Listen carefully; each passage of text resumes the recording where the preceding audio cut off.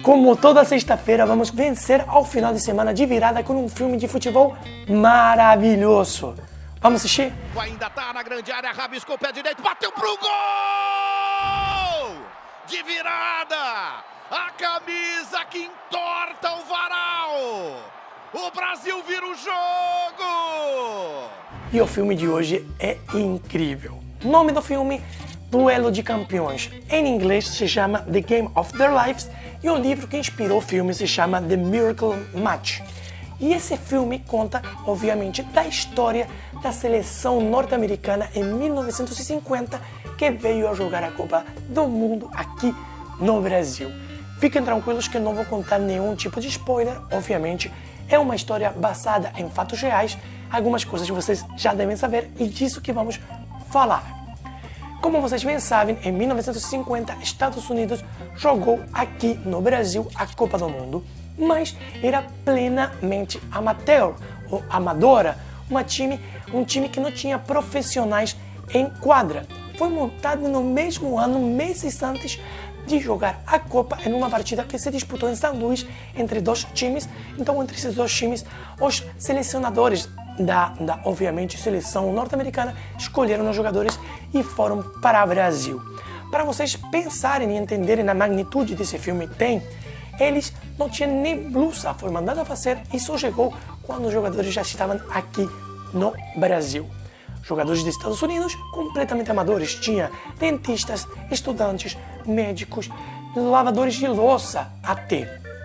E o importante desse filme é que conta, do ponto de vista de um jornalista esportivo, toda a peripécia dos Estados Unidos na maior zebra da história do futebol mundial.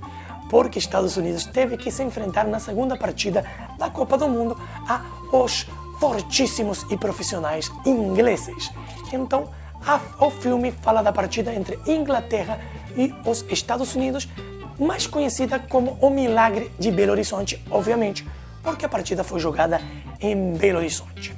Tínhamos a Inglaterra, um time extremamente profissional e até a época considerada a maior e melhor seleção da história do futebol, por várias razões, e tudo isso por cima de qualquer campeão mundial até a época. Resulta que, obviamente, Inglaterra é o país onde nasceu o esporte mais amado por todos, o futebol, e sempre tiveram aquela vantagem com respeito a todo mundo. Toda partida amistosa era perdida por goleada, quase toda partida dos times contra times profissionais ingleses ao decorrer do ano 1850 até 1950, ou seja, por 100 anos, praticamente foram ganhos facilmente pelos ingleses, que eram considerados os melhores do planeta, mas nunca tinham jogado na Copa do Mundo. Nunca tinham jogado contra outro time, principalmente porque não estavam inscritos na FIFA, estavam brigados na FIFA. E no 1950 eles se inscreveram na FIFA para participar legalmente do maior torneio de futebol da história. Obviamente que ia ser um suicídio entrar em quadra contra os famosos e maravilhosos ingleses. E aí que está a trama maravilhosa do futebol. Porque Estados Unidos, obviamente eu não estou revelando nada que não seja histórico, não é spoiler, Estados Unidos consegue ganhar a partida dos melhores do planeta com jogadores simples, com jogadores que eram estudantes e que jogavam em seus tempos livres ao futebol. Obviamente, há que destacar uma coisa. Futebol, antigamente, quando era amador, sempre alguma graninha por baixo rolava, mas não era uma grana que servia para viver exclusivamente de futebol. Todos tinham seu emprego e alguns ganhavam um dinheirinho por fora, como, por exemplo, o protagonista maior dessa história. Agora estou saindo do filme para contar a história da pessoa que fez o gol. Joe Kitchens foi o homem que fez o gol contra a Inglaterra. Ele ficou extremamente famoso e o mais esquisito dessa história é que ele era estudante de economia e, ao mesmo tempo, para ganhar uma graninha e pagar a faculdade, ele limpava a louça no bar. Então isso é incrível, é a história de superação de um jogador que nem norte-americano era haitiano e conseguiu jogar na seleção dos Estados Unidos porque prometeu que iria se nacionalizar norte-americano. Agora, o mais engraçado de toda a história é que ele acabou jogando anos depois na seleção da Haiti porque ele ficou em palavras, ou seja, uma pessoa um pouquinho deu a palavra e não a cumpriu. Ou seja, ele prometeu aos Estados Unidos que quando voltasse da Copa do Mundo iria se nacionalizar norte-americano, mas nunca mais ele fez isso. Ou seja, nunca foi norte-americano, jogou a Copa do 1950, sendo haitiano, fazendo o maior gol da história do futebol norte-americano para a seleção norte-americana, mas sendo haitiano.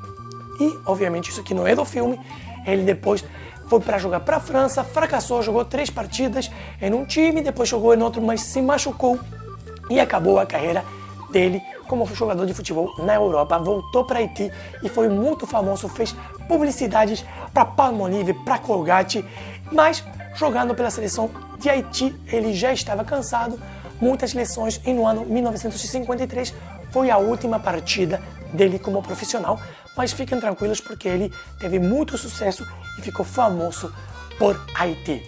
Obviamente não contei quase nada do que aconteceu, por mais que vocês sabem, se chama O Milagre de Belo Horizonte e é um passo para a glória. Obviamente eles ganharam, mas como vocês sabem, não classificaram do grupo porque perderam nas outras 2 partidas, ficando eliminados na última partida contra a Espanha por goleada de 5-3. E obviamente a Espanha foi para a final, desse final de 4 times que teve a Uruguai como campeão.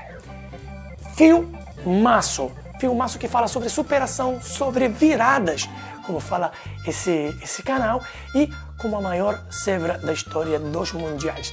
Por favor, peguem pipoca, chamem o namorado, chamem a namorada, se juntem para ver isso em família, porque é um filme que aos amadores, a quem amamos o futebol, vai nos fazer muito bem, porque isso nos dá fé para acreditar que a partida pode ser virada assim até o último minuto. Galera, espero ter virado junto esse final de semana com vocês de goleada. Nos vemos na próxima, e o próximo final de semana tem outro filme de futebol para vocês. Tchau, tchau.